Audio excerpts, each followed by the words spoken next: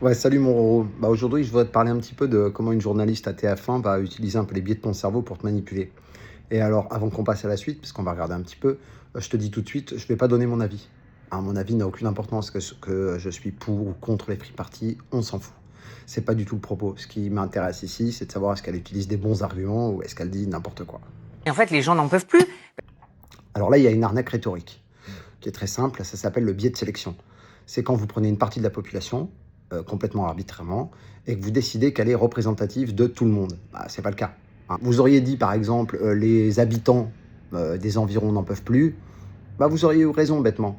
Là vous dites les gens n'en peuvent plus. Les gens n'en peuvent plus, bah, déjà les toughers, eux, ils en peuvent encore. Hein. La preuve c'est qu'ils y vont. Donc non, bah, ça c'est une arnaque rhétorique, ça tient pas la route.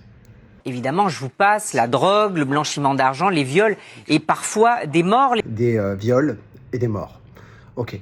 Euh, pour dire un truc comme ça, il faut soit pas connaître le sujet, soit pas connaître la méthode scientifique et les statistiques. En gros, pour dire il y a des viols et des morts, il faudrait faire un comparatif à d'autres événements qui sont eux organisés. Hein, est-ce qu'il y en a plus en free party ou est-ce que c'est pareil? Auquel cas, l'argument ne tient pas. Là, spoiler, c'est la même chose. En fait, c'est malheureux, mais des agressions, des accidents, des overdoses, il y en a partout, tout le temps. C'est comme ça, et c'est bien dommage, mais c'est comme ça. Alors là, il faudrait définir ce que c'est le blanchiment d'argent. Hein, parce que si vous utilisez des termes dont vous ne connaissez pas la définition, vous allez de facto dire n'importe quoi. Le blanchiment d'argent, c'est quand on prend de l'argent sale, de l'argent du crime, de la drogue, peu importe, et qu'on l'injecte dans des business dits propres. Okay, dans des entreprises déclarées, quoi, en gros. Donc ça sous-entendrait qu'en teuf, en free party, en rêve party, comme vous dites, il y aurait des entreprises qui seraient là, hein, des sociétés qui seraient là, et qui feraient un business pseudo-propre, et pour faire ce business, elles utiliseraient l'argent sale. C'est n'importe quoi. Il n'y a pas de société en free party, par définition, ça n'existe pas.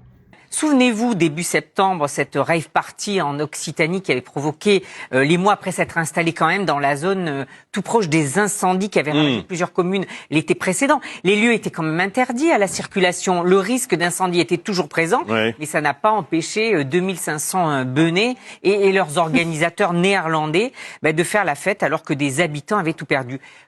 2500 benets. 2500 benets. C'est un sophisme, ça s'appelle l'attaque ad personam, autrement dit c'est une insulte. Donc en gros vous insultez 2500 personnes en vous plaçant de facto au-dessus d'eux, meilleur qu'eux. Franchement je vous le dis, c'est bof, faut pas faire ça. Alors ça n'a pas empêché les gens de faire la fête alors que des gens avaient tout perdu. Alors c'est vrai, mais si je prends le même argument contre vous, je peux dire, ça vous empêche pas de dire n'importe quoi à la télé alors que des gens meurent de faim, dans des guerres, dans des tortures, sous des régimes dictatoriels, et pourtant vous le faites quand même. Voilà, c'est le même argument. Il a là exactement la même valeur. Est-ce que ça veut dire que j'ai raison? Je sais pas, je vous laisse juger. Comme l'a exprimé l'écrivain Alexandre Grondeau dans le journal Le Monde. Comme le dit l'auteur Alexandre Grondeau. L'auteur. Alors normalement, quand on cite quelqu'un comme auteur, c'est pour parler de ses romans, c'est-à-dire de son travail en tant qu'auteur. Or là, vous citez quelqu'un pour son travail scientifique, donc des publications scientifiques sur un sujet précis.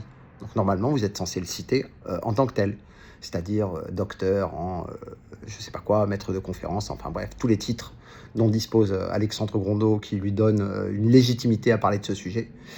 Donc quand vous le citez en tant qu'auteur, c'est qu'en fait vous essayez de le réduire à quelqu'un d'incompétent, hein, et de non légitime à parler de ce sujet. Et ça, c'est clairement une arnaque et c'est pas bien. Faut pas faire ça. Et niveau déontologique, c'est vraiment moisi. Arrêtez de faire ça.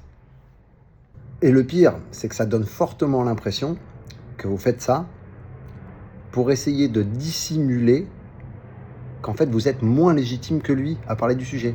Parce que vous ne l'avez pas étudié ce sujet. Or lui, il l'a étudié.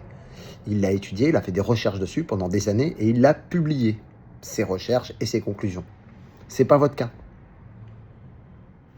Pourquoi vous le citez en tant qu'auteur? Pour ça.